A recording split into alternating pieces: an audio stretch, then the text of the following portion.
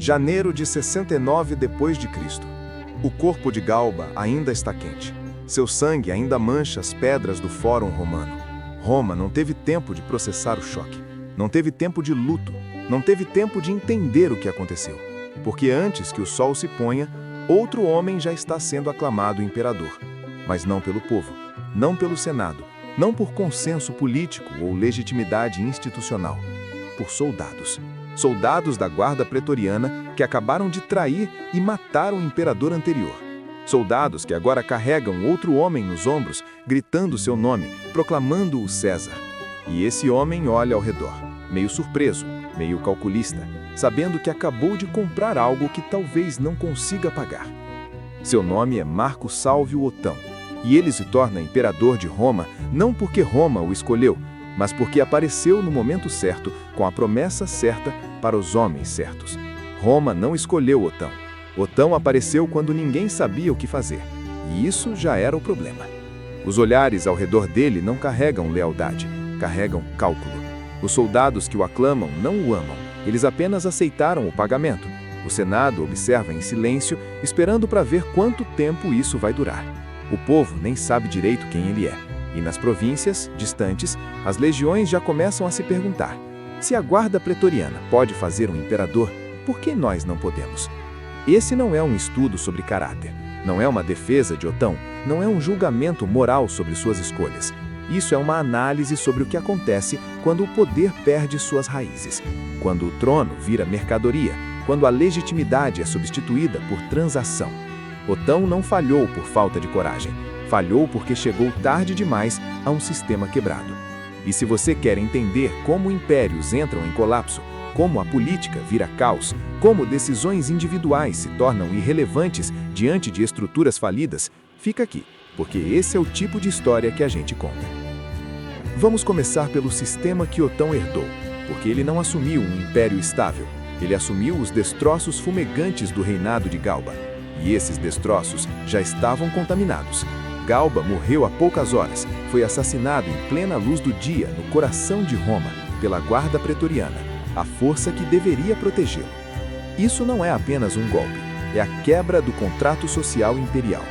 Porque até então, por pior que fosse a sucessão, por mais sangrenta que fosse a disputa, existia a ideia de que o imperador tinha algum tipo de legitimidade. Augusto construiu o principado sob a ilusão de continuidade republicana.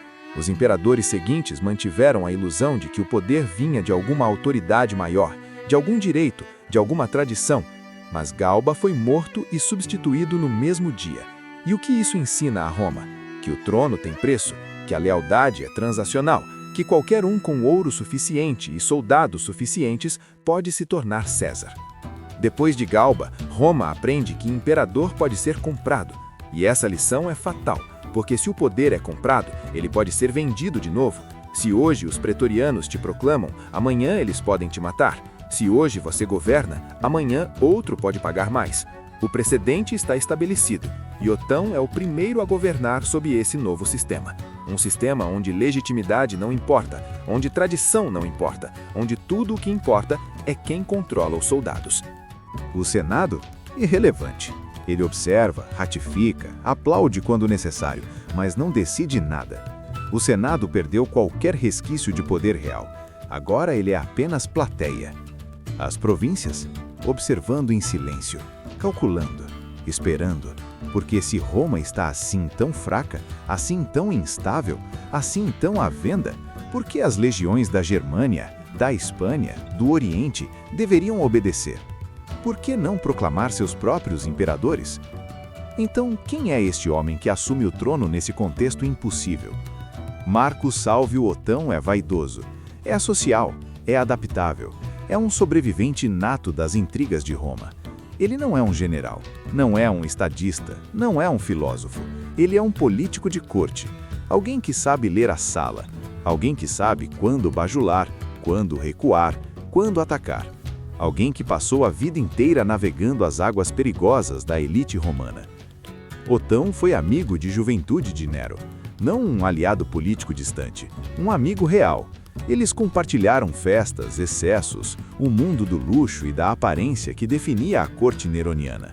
Otão conhecia aquele jogo, Sabia como sobreviver perto do poder sem ser destruído por ele. Pelo menos por um tempo, porque em algum momento Nero se cansou dele, ou o temeu, ou simplesmente o afastou. Otão foi enviado para governar a Lusitânia, a atual Portugal, longe de Roma, longe do centro, exilado sem ser oficialmente exilado. E lá ele esperou, observou, calculou. Quando Nero caiu, quando Galba assumiu, Otão viu sua chance. Ele se aproximou de Galba, ofereceu apoio, ofereceu lealdade, esperando ser recompensado, esperando ser nomeado herdeiro, esperando ser escolhido como o próximo César. Mas Galba o ignorou. Escolheu Pisão, um jovem nobre, moralista, distante, alguém exatamente como Galba. E Otão entendeu que não seria escolhido, que Galba nunca o viu como sucessor, que toda a espera foi inútil. E então Otão fez o que sabia fazer melhor. Adaptou-se. Se Galba não ia dar o trono a ele, ele tomaria o trono de Galba. Ele se aproximou da guarda pretoriana, prometeu ouro, prometeu benefícios, prometeu tudo que Galba negou. E a guarda aceitou, não porque amava Otão, porque odiava Galba, porque queria vingança, porque queria lucro, e Otão ofereceu ambos. Aqui está o contraste central de Otão. Ele conhece o jogo, sabe como manipular, sabe como seduzir, sabe como sobreviver. Mas conhecer o jogo não é a mesma coisa que controlar o tabuleiro. Otão sabia sobreviver em Roma, nunca aprendeu a governá-la. E essa diferença vai custar tudo. Porque o erro central do reinado de Otão não é moral, não é falta de esforço, não é incompetência administrativa. O erro é estrutural. Otão acredita que legitimidade comprada vira autoridade real. Ele acredita que porque a guarda pretoriana o proclamou, porque ele controla Roma, porque ele ocupa o Palatino, ele é imperador de verdade. Mas não é.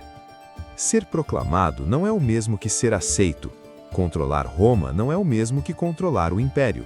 Porque o império não é Roma. O império são as legiões da Germânia, da Britânia, da Síria, do Egito.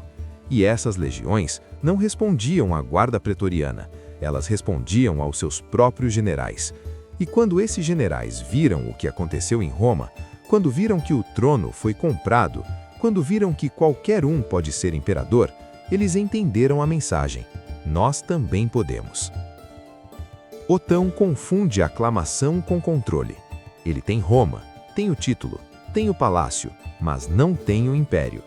E sem o império, o título não significa nada, porque as legiões da Germânia já proclamaram outro imperador, Vitélio, um homem que não é melhor que Otão, que não é mais legítimo, que não tem mais direito, mas que tem algo que Otão não tem, um exército real. Não a guarda pretoriana, legiões inteiras, veteranas, disciplinadas, prontas para marchar. E então começa o efeito dominó. As províncias não reconhecem Otão. Elas esperam, observam, calculam. Algumas apoiam Vitélio abertamente, outras fingem neutralidade, mas nenhuma defende Otão com convicção, porque ninguém acredita que ele vai durar. A guerra civil se torna inevitável, não porque Otão quer, não porque Vitélio quer, mas porque o sistema não oferece outra saída. Quando dois homens se proclamam imperador, apenas um pode sobreviver. Mensageiros chegam ao Palatino com más notícias. As legiões de Vitélio estão marchando. Elas cruzaram os Alpes, estão descendo pela Itália. E Otão, cercado por mapas e relatórios, percebe que suas opções são poucas. Ele pode tentar negociar, mas com quem? Vitélio não aceita divisão de poder? Ele pode recuar, mas para onde? Ele pode lutar, mas com quê? A guarda pretoriana é uma força urbana, não está preparada para a guerra em campo aberto. As legiões que Otão consegue reunir são improvisadas, mal treinadas, mal coordenadas. Quando o poder nasce fraco, o império testa seus limites. E Otão está descobrindo que o poder improvisado não aguenta o teste. Cada dia que passa, mais soldados desertam, mais aliados hesitam, mais províncias declaram neutralidade. Otão percebe que não está governando, está apenas segurando um título que está escorregando das suas mãos. Abril de 69 DC. 3 meses após assumir o trono, Otão enfrenta Vitélio na Batalha de Bedríaco, no norte da Itália. É uma batalha confusa, mal coordenada, sangrenta. As forças de Otão são superadas, não por incompetência dele, mas porque as legiões de Vitélio são simplesmente melhores, mais experientes, mais coesas, mais leais aos seus comandantes. A derrota é inevitável. As tropas de Otão recuam, muitos desertam, alguns mudam de lado na hora, outros simplesmente fogem. Otão volta para o acampamento, recebe os relatórios. A batalha está perdida, mas a guerra ainda pode continuar. Ele ainda tem forças no leste, ainda tem legiões que podem ser chamadas, ainda pode arrastar isso por meses, anos talvez. Pode transformar a Itália num campo de batalha, pode queimar cidades, sacrificar milhares, prolongar o conflito até que um dos lados entre em colapso total. E então Otão faz algo inesperado, algo que surpreende até seus aliados. Ele escolhe o suicídio. Não por desespero, não por covardia, mas por cálculo. Porque Otão entende algo que muitos imperadores não entenderam. Prolongar uma guerra civil não salva o império, destrói ele. Cada batalha enfraquece Roma, cada legião perdida é uma fronteira desprotegida, cada cidade saqueada é uma ferida que não cicatriza. Otão poderia continuar, poderia arrastar Roma para o abismo, mas ele escolhe não fazer isso, ele se mata. E ao fazer isso, encerra a guerra. Vitélio assume sem mais resistência, as legiões de Otão se rendem, a Itália é poupada de mais destruição. Otão perde o trono, mas recusa destruir Roma por ele. E isso, ironicamente, é o ato mais imperial que ele comete durante todo o reinado. Não ao assumir, não ao governar, mas ao desistir. A morte de Otão não é heróica, não é trágica no sentido clássico, é pragmática, fria, calculada. E talvez por isso mesmo seja a decisão mais honesta que ele tomou. Porque Otão entendeu o que Galba não entendeu, o que Vitélio não vai entender, o que tantos outros imperadores não entenderam. O poder não é um prêmio, é uma responsabilidade. E quando você não pode mais exercê-la, quando o custo de manter o trono supera o benefício de governar, a escolha correta é soltar. Seus soldados choraram quando souberam, não porque o amavam profundamente, mas porque respeitaram a decisão, porque ele escolheu Roma acima de si mesmo, porque ele mostrou que sabia quando parar. E em um ano de loucura, de traições, de sangue romano derramado por ambição romana, esse gesto final de Otão brilhou como um raio de lucidez no meio do caos. Mas qual é o legado de Otão? O que ficou do seu reinado de 3 meses? Nada de concreto, nenhuma reforma, nenhuma conquista, nenhuma lei, nenhuma construção, apenas uma lição. Quando o poder vira aposta, até decisões corretas chegam tarde. Porque o problema de Otão não foi falta de inteligência, não foi falta de esforço, não foi falta de coragem. O problema foi o sistema.